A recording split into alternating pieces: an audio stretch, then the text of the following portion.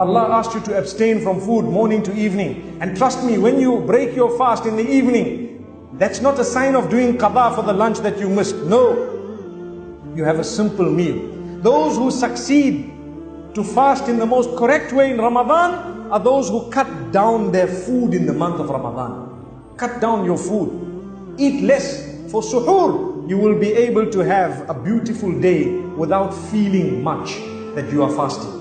But if right in the morning, before you start the fast, you have had a heavy meal, what happens? The enzymes are digesting, the energy required to digest, and everything is happening, and acidity is building. By 10 o'clock in the morning, your belly is rumbling because it's calling for more food. Because you had a very heavy meal.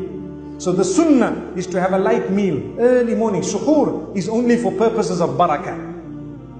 So you have something that takes long to digest, perhaps grains, perhaps a bit of porridge or cereal, a little bit of milk, maybe some water, some dates. Perhaps dates are high in iron and fiber and so on, and a little bit. And then you see how your day goes, because your stomach will not rumble at 10 o'clock. Your energies are used to digest food. So when you have little of it, less energy is used. But we make a mistake.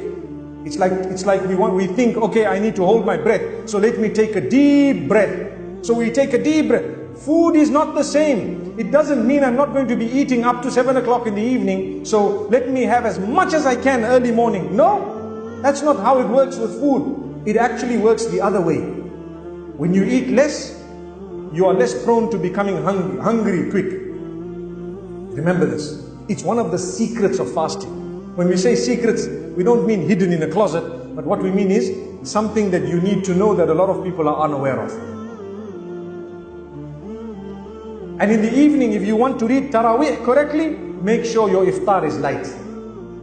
You know, if you are going to eat a whole load of biryani and you know this beautiful rice and everything else that comes with, and everything else they mention, and you have a whole pile of it in the evening and your belly is popping out, you know, you think you're going to read Salat al-Taraweeh. You will start Allahu Akbar, and firstly your hands are tied like 1 meter in front of you because that's your belly, you know.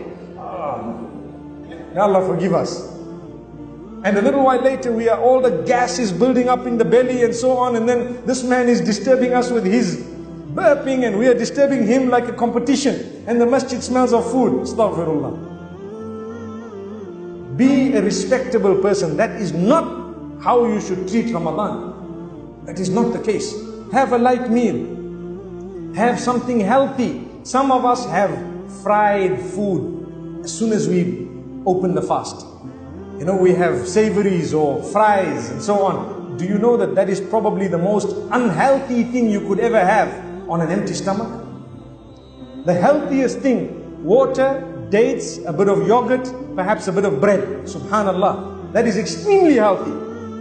In fact, it's part of the sunnah of Muhammad sallallahu alaihi wasallam. The water and the dates and so on, a little bit of bread and some yogurt. Subhanallah, amazing. But with us, no, we must have all these fries. You know, they call them pies and samosas and whatever else. I'm not too sure in this part of the world what exactly you have. But it looks nice. That is the most unhealthy thing ever that you could have had on an empty stomach. May Allah forgive us. So we need to learn some discipline.